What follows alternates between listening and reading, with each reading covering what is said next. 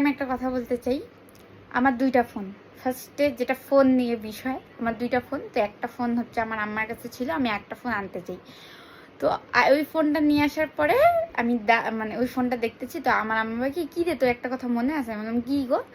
বলে কি, তোর দিদির একটা ভাঙা ফোন ছিল, তুই ওই ফোনটা নিয়ে একটা বিয়ে বাড়িতে গেছিলি, মনে আছে? বিয়ে বাড়িতে গেছিলাম কিনা মনে নেই, কিন্তু এই সত্যিই যে আমি এরকম একটা কিছু করছি। তো ওই ফোনটা চলতো না, ফোনটা অফ, কিন্তু ফোনটা একটু হালত ঠিকই ছিল। তো ওই ফোন নিয়ে আমি বান্ধবীদের সাথে ঘুরতেও গেছিলাম। তো ওই ফোন নিয়ে আমি দিদির কাছে চাই। দিদি মানে আমার মা তখন আমাকে বলে কি, কেউ যদি তোকে জিজ্ঞেস করে যে চল ফটো তুলি বা কিছু, তোর কাছে ফোন আছে, তখন তুই তাদেরকে বলবি কি ফোন হচ্ছে, মানে ফোনে চার্জ নেই, ব্যাটারি লো। তো বলবি, তাহলে কেউ তখন বলবে না ভাঙা বা কিছু, কেউ বুঝবে না।